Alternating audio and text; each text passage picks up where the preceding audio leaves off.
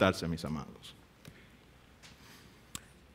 Esta porción de las Escrituras habla del advenimiento de nuestro Señor Jesucristo. Y precisamente aquellos que son dominicanos, y yo entiendo que latinoamericano completo, pero el contexto que más conozco es el contexto dominicano. Y desde que empieza la terminación del mes de noviembre, ya usted empieza a sentir los aires navideños. Y yo creo que todo latino se siente en ese ambiente de Navidad, y aquí no es la excepción.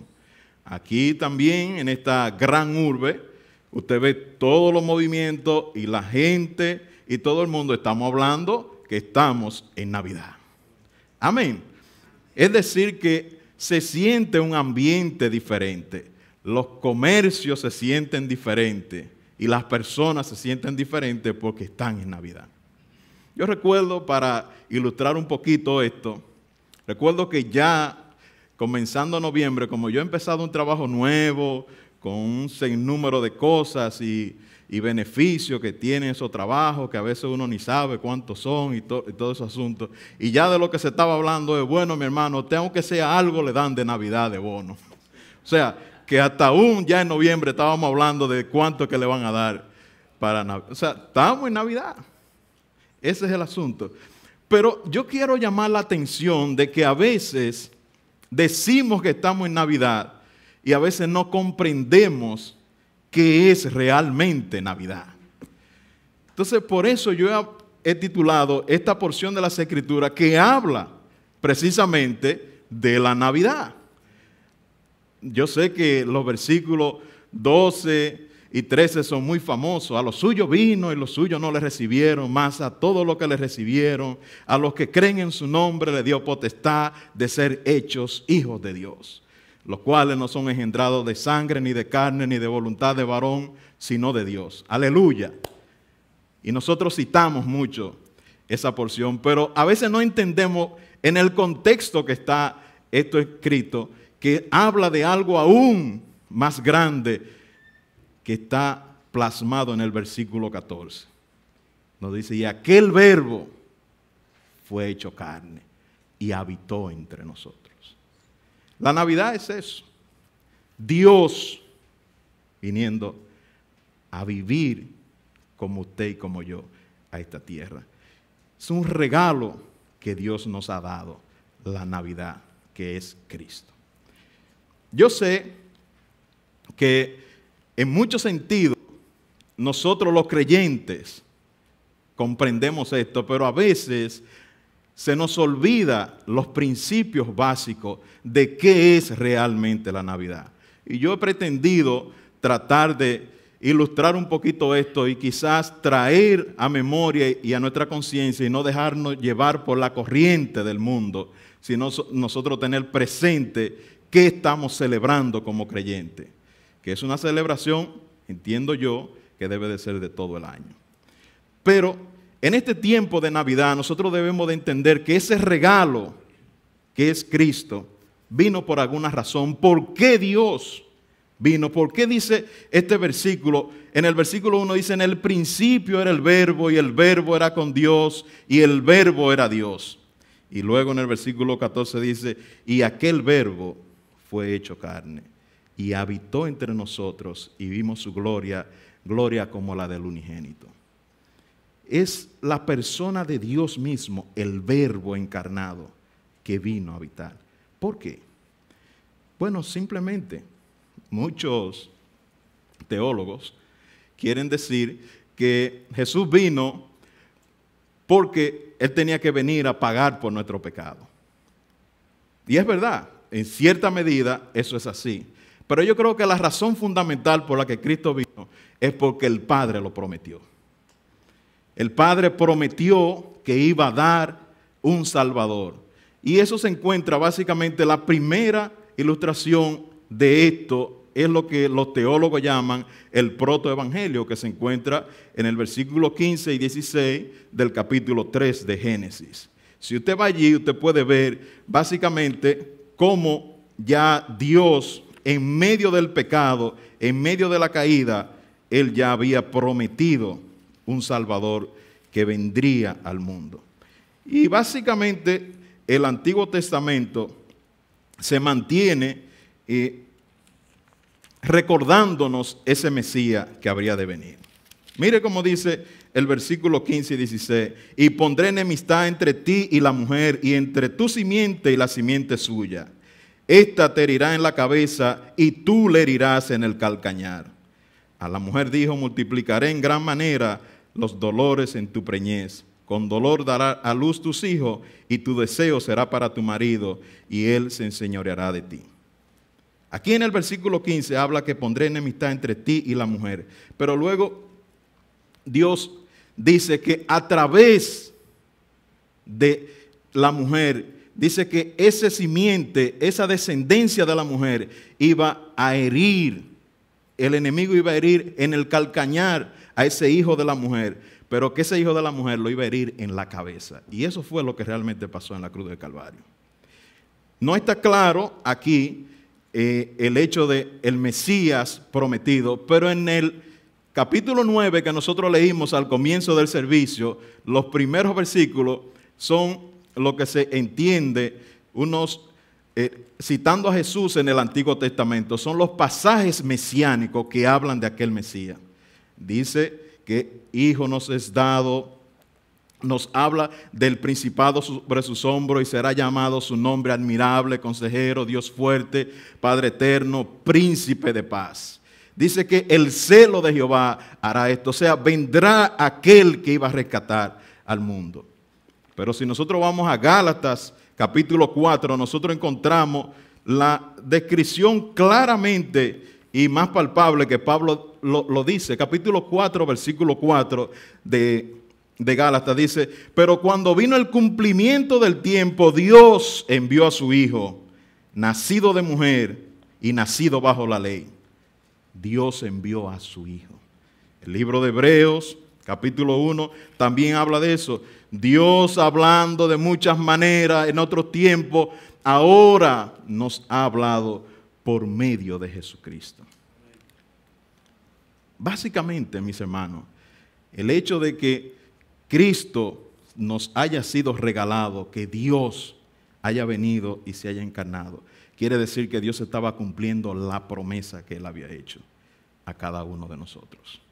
A ese pueblo de Dios que estaba representado en aquel entonces en Israel y ahora es en la iglesia de Jesucristo. ¿Qué implicación tiene esto? Entender de que Dios había prometido y cumplió. Simple, mis hermanos. Como aparece en todo el Antiguo Testamento y aparecen en cada una de las profecías, una de las defensas de aquellos apologistas de la Biblia que usan para defender el Evangelio y para defender básicamente la creencia o la fe en Dios, es esta una de ellas. ¿Cuál es? Que lo que Dios ha prometido, Él siempre lo cumple. Todo lo que Dios ha prometido en su palabra lo ha cumplido. Y lo que todavía no ha cumplido es porque no ha llegado el tiempo. Como dice el apóstol Pablo en Gálatas capítulo 4, que en el tiempo preciso, mire bien cómo dice, pero cuando vino el cumplimiento del tiempo, Dios envió a su Hijo. Esto implica otra cosa, mis hermanos. No es cuando nosotros querramos. Es cuando Dios quiera. Amén. Yo sé, mis hermanos, que a veces nosotros nos encontramos en aprietos y estamos orando al Señor para que el Señor obre, pero el Señor viene en el tiempo de Él, no en nuestro tiempo. Amén. Pero lo que nosotros sí podemos estar seguros, que lo que Él ha prometido, Él lo cumplirá. Eso debe de llenarnos a nosotros de fe y confianza en Dios, que estamos en un Dios que no es mentiroso, un Dios que lo que promete lo cumple. A veces nosotros tratamos a Dios como los políticos. Sí, a veces no confiamos, pero ya viene el día de la renta y yo no tengo. Padre, y oramos. Tengo que comprar los regalos de Navidad y no tengo. Señor, provee.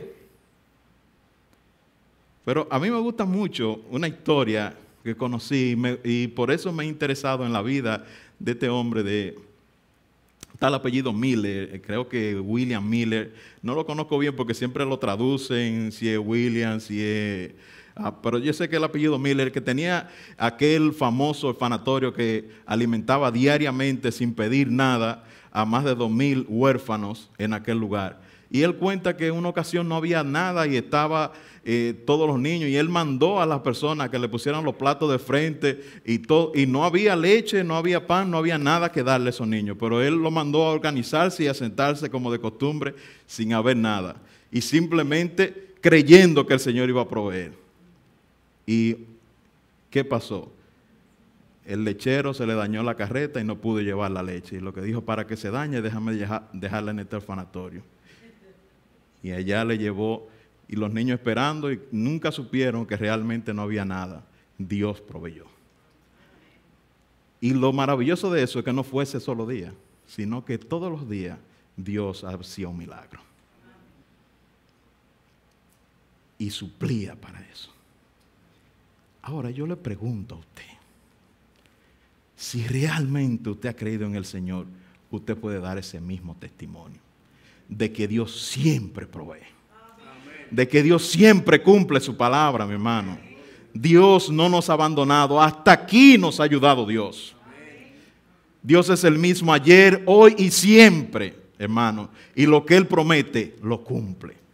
Eso debe de llenarnos a nosotros de satisfacción, de estar tranquilo en el Señor.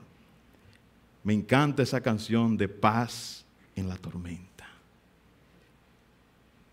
Yo sé que cuando nosotros estamos en la tormenta no es fácil cantar eso. Lo cantamos con más ánimo cuando no estamos en la tormenta. Pero cuando llegue la tormenta nosotros debemos recordar. Y me gustó mucho una palabra que el pastor utilizó esta mañana, hablando precisamente de esta porción. Que él dice: nuestras experiencias, nuestras emociones, lo que nosotros sentimos, deben de estar en consonancia o deben de ser probadas a la luz de la palabra. Si alguna experiencia nuestra no está de acuerdo con la palabra, hay que abandonarla y someternos a la palabra de Dios. ¿Por qué? Porque a veces nosotros nos sentimos en el suelo, caídos, que Dios nos ha abandonado. Pero dice su palabra que Él no nos dejará ni nos desamparará, sino que estará con nosotros hasta el fin, mis hermanos. Eso es lo que dice la palabra. No importa lo que sintamos, Él lo ha prometido y Él lo va a cumplir, mi hermano. Es decir, que confiemos en el Señor. No, yo no sé cuál es tu situación. Yo no sé en cuál posición tú estás ahora mismo. Si estás estable, si estás seguro donde estás. Pero si no, mi hermano, confía en el Señor. Aquel que te firme, mire que no caiga. Nosotros debemos de confiar en el Señor. Es decir, que entender de que Cristo vino, el regalo de Dios vino a nosotros porque Él lo prometió. Él prometió que iba a mandar un Salvador para usted y para mí. Por esa razón hoy nosotros estamos aquí. Pero yo creo que no se queda ahí. Este regalo del Señor, mis hermanos, nos dice para qué fue enviado. No solamente por qué. Ya sabemos que lo envió el Señor porque Él lo había prometido. Pero ¿para qué lo envió? Pues los versículos que yo cité, que son famosos, los versículos 11 y 12 y 13, dice: a los suyos vino y los suyos no le recibieron, mas a todos los que le recibieron, a los que creen en su nombre, le dio potestad de ser hechos hijos de Dios, los cuales no son engendrados de sangre, ni de voluntad de carne, ni de voluntad de varón, sino de Dios. Aquí está hablando de un contraste de dos. Yo recuerdo, mis hermanos, hablándonos de esta porción de para qué Dios envió a su Hijo. En esta misma cita alguien me preguntó, me dijo: pero ven acá, ¿nosotros todos somos hijos de Dios? Y mi respuesta siempre ha sido la misma. Y nosotros siempre estamos todos en la presencia de Dios. ¿por qué entonces nosotros decimos, a donde hay dos o tres reunidos en su nombre, allí Dios está en medio? Pero todos sabemos que Dios está en toda parte. El Salmo 39 lo dice, aún me voy en el Seúl, en el infierno, allá está Dios. Subo al cielo, allá está Dios. No importa dónde yo me encuentre, allí está Dios. Dios está en toda parte. Nosotros vivimos delante de la presencia de Dios en todo tiempo. Ahora, esta presencia del Señor se manifiesta de diferente manera. Cuando nosotros decimos que Dios, cuando hay dos o tres reunidos en su nombre, Dios está en medio, estamos diciendo que Él está en medio de una manera especial en su pueblo, para bendecir su pueblo y para aprobar lo que su pueblo se ha puesto de acuerdo delante de Dios y su Santo Espíritu. Es el mismo caso, mis hermanos, que habla de los hijos. Naturalmente, en el sentido general, nosotros todos somos hijos de Dios. Dios nos creó a todos. Pero en el sentido estrecho de aquellos que son hijos de Dios, renacidos de Dios, aquellos que hemos nacido de nuevo de la simiente espiritual del Espíritu Santo, esos somos otra clase de hijos de Dios. A eso es que Juan se está refiriendo en esta porción. Dice, a los que creen en su nombre.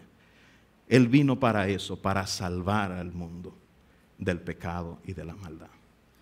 En este tiempo de Navidad, no nos concentremos solamente en las tiendas, en los regalos, en los arbolitos, que aún ahí se ve nuestra falta de fe a veces también, en nuestras decoraciones, porque obviamos lo más importante, que es el niño en el pesebre. El motivo. Hacemos un cumpleaños donde no invitamos al que cumple años. Sí, porque si tenemos toda la decoración de Navidad y no tenemos el nacimiento, no estamos celebrando la Navidad. Que básicamente, ahora quizás todos ustedes van a comprar un pesebre ahora, se van a vender muchos pesebres. Pero esa no es la idea. La idea que yo quiero presentar es que nosotros debemos de estar claros qué es lo que el mundo está celebrando y qué es lo que nosotros celebramos. Y aprovechamos en ese tiempo para nosotros celebrar junto a todo el mundo que Dios se hizo carne y vino y habitó en medio nuestro. Pero Él vino para que aquellos que creen en Él pudieran ser hechos hijos de Dios. Ser hijo de Dios implica, mis hermanos, como habla bien la palabra de que Dios nos ha adoptado a nosotros, que nos ha hecho parte de su familia, es básicamente que Dios nos trae a Él y nos hace parte de Él. Nosotros somos hijos de Dios no solamente porque Él nos declara hijos de Dios, sino que Él nos transforma para que nosotros podamos ser parte de la naturaleza de Él. Es decir, que aquel, de manera muy sencilla se puede ver esto, aquel que era un mentiroso, era un borrachón, andaba sin propósito en la vida, cuando viene a ser hijo de Dios, entonces Dios le cambia los genes y lo transforma y lo cambia y lo hace una nueva criatura en Cristo. Y ahora aquello que desechaba, aquello que no quería, eso quiere. Y lo que antes buscaba, entonces eso aborrece. El pecado y la maldad. Dios nos envió el regalo de Jesucristo para que el mundo conociera de Él. Yo creo, hermano, con toda sinceridad, que este es un tiempo muy oportuno para que el creyente pueda compartir a Cristo en la mesa de su casa, con toda la familia y sus amigos. Este es el tiempo oportuno para nosotros hablarle de Dios a aquello. Yo sé que muchos ya le escribieron a Santa Claus su lista de regalos. Bueno, yo quiero el Nintendo tal. Bueno, yo no sé mucho de eso. Alguien que me ayude ahí, un Xbox, ¿cómo es? Todo ese tipo de cosas. Si me hubiesen preguntado a mí cuando yo era niño, yo le hubiera dicho una bicicleta. Sí, porque yo soñaba con una bicicleta. Mis hermanos, pero nosotros debemos de entender que el mejor regalo es Cristo. y es gratis.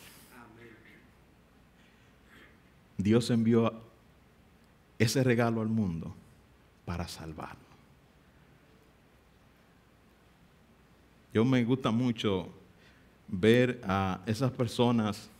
Yo me crié en un ambiente de campo en el cual se compartían las cosas que se añoran por medio de la empalizada. La empalizada era como un muro de bambú que dividía un patio con otro y que la gente se pasaba un plato de comida. Yo era uno de esos que viví ese tiempo viendo eso. Que cuando ya todo el mundo se servía y comía y quedaba comida, se pensaba en alguna familia que quizás no comía, que era muy pobre, y iba y se le llevaba el resto en algo para que comieran. Yo me crié en eso. Me crié viendo la bondad del ser humano, viendo el amor por el prójimo, viendo el deseo de que el otro tenga lo que yo tengo. Y yo, de manera natural y espontánea, aunque no puedo practicarlo de la misma manera, me salen en algunas ocasiones de esto. Y eso lo practico en el Evangelio. Como yo soy salvo, como yo tengo a Cristo en mi corazón, yo quiero que todo el que me rodea lo tenga también. Yo quiero compartir a Cristo. Yo quiero que la gente conozca y venga a la verdadera vida, que es Cristo Jesús, que ya yo lo tengo.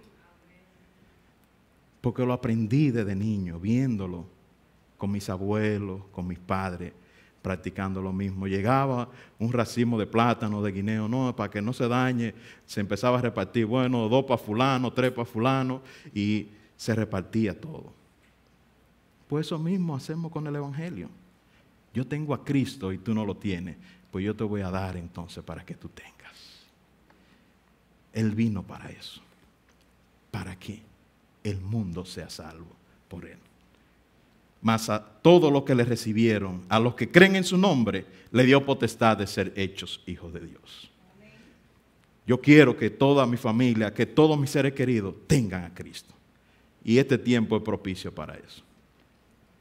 Pero también, mis hermanos, ya sabemos por qué tenemos el regalo de la salvación. ¿Para qué el regalo? Ahora, mis hermanos, la respuesta está en cada uno de nosotros. ¿Qué vamos a hacer con el regalo? ¿Qué vamos a hacer con el regalo? Pablo era muy enfático con respecto a esto. Pablo instaba a las personas a hablar. A mí me gusta mucho el libro de los Hechos, y el pastor le encanta también citar a Hechos 29. Yo sé que Alexander está aquí y sabe eso. El libro de los Hechos, mis hermanos, de una manera simple, relata la historia de la iglesia en el tiempo primitivo. Cuando empieza la historia de la iglesia, si nosotros vamos al capítulo 1, nosotros podemos ver cómo comienza esta historia. En el libro de los Hechos, capítulo 1, Lucas nos relata y nos dice, en los versículos 6 en adelante, para no leer la introducción de este libro, dice, entonces los que se habían reunido le preguntaron diciendo, Señor, ¿restaurará el reino de Israel en este tiempo? Aquí están hablando los apóstoles, los discípulos del Señor, ya cuando el Señor había resucitado. Dice, y les dijo, no os toca a vosotros saber los tiempos o las razones que el Padre puso en su sola potestad. Pero recibiréis poder cuando haya venido sobre vosotros el Espíritu Santo, y me seréis testigo en Jerusalén, en toda Judea, en Samaria y hasta lo último de la tierra. Y habiendo dicho estas cosas, viéndolo ellos, fue alzado, le recibió en una nube que le ocultó de sus ojos. Y estando ellos con los ojos puestos en el cielo, entre tanto que él se iba, he aquí se pusieron junto a ellos 2 varones con vestiduras blancas, y los cuales también les dijeron, varones Galileo, ¿por qué estáis mirando al cielo? Este mismo Jesús que ha sido tomado de vosotros al cielo, así vendrá como le habéis visto ir al cielo. Ese relato, mis hermanos, según los teólogos, habla del comienzo de la iglesia que hoy nosotros conocemos como la iglesia cristiana, la ascensión del Señor. Pero ahí luego empiezan una serie de eventos en los cuales la iglesia tuvo que esparcirse, tuvo que irse porque empezó la persecución por los principales sacerdotes y los diferentes grupos políticos, los saduceos, los herodianos, los celotes, los fariseos, empezaron a perseguir a aquellos que predicaban el nombre de Cristo. Pero el libro de los Hechos relata que mientras ellos iban en el camino corriendo, ellos iban compartiendo el evangelio. No simplemente salieron a ocultarse, sino que en medio de su vida, por salvar su vida física, iban pregonando el nombre del Señor. Luego nosotros encontramos que meten preso a unos cuantos y entre ellos está el apóstol Pedro. Cuando le dicen y lo tratan de intimidar, no hable del nombre del Señor, cállate. Y dice, él es mejor obedecer a Dios que antes que a los hombres. Y siguió predicando el evangelio. Yo pregunto, ¿qué vamos a hacer con el regalo? ¿Lo vamos a recibir? ¿Lo vamos a rechazar? ¿Lo vamos a compartir? ¿Qué vamos a hacer con el regalo? Yo puedo ilustrar fácilmente esto, y yo que sé que usted está representado ahí. Cuando a mí me hablan de que me van a dar un regalo, hermano, yo no sé por qué, pero a mí se me mete una adrenalina que yo quiero saber qué es lo que me van a regalar. ¡Oh, Wilfredo! Ahí está el paquete. Yo quiero ver qué es lo que hay ahí. Si no, cuando llegue ese paquete que alguien ordenó para usted y llegó, nosotros queremos ver de una vez qué es lo que hay en el regalo. Inmediatamente le damos eso, quizás una afeitadora, está bien. ¿Qué vamos a hacer con el regalo? Yo sé que hay ilustraciones que no aplican a veces, yo creo que esta en alguna ocasión no aplica, porque a veces le regalan a uno una corbata feísima. Dice, bueno, guárdala para cuando yo me muera y me la ponen ahí en el ataúd. De tan fea. Pero este no es el caso del regalo que estamos hablando. Estamos hablando del regalo de la vida eterna. El regalo de Jesús, el regalo de Dios para la humanidad. Cristo. ¿Qué vamos a hacer con el regalo? ¿Qué tú vas a hacer con el regalo? ¿Lo vas a recibir? ¿O simplemente lo vas a dejar guardado? ¿Lo vas a compartir? Yo recuerdo, hermano, y con esto termino. Aquí se hace una fiesta todos los años de la reunión de dirigentes de célula. Y se hace lo que se llama un juego del elefante blanco. Los que son líderes de células saben aquí de qué yo estoy hablando. Básicamente llaman un número, llaman un número y cuando usted le toca ese número, usted va y busca un regalo donde hay, o si no, usted le quita un regalo a otro que haya cogido.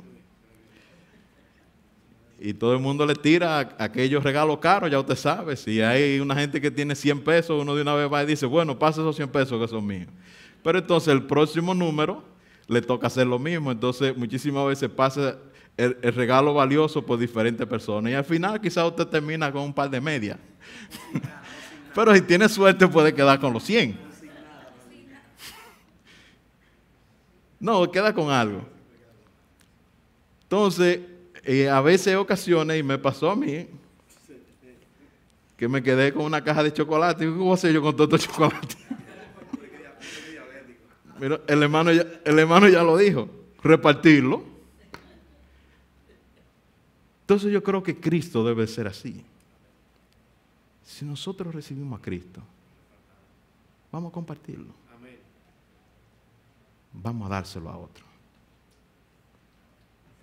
En esta Navidad, hermano, yo les exhorto que tenga pendiente que el regalo que Dios más grande le ha dado a la humanidad es Cristo Jesús. Y ese regalo es suyo y es mío, y debemos de compartirlo. Pongámonos de pie, mis hermanos, y vamos a orar al Señor. Amado Dios, Señor, gracias.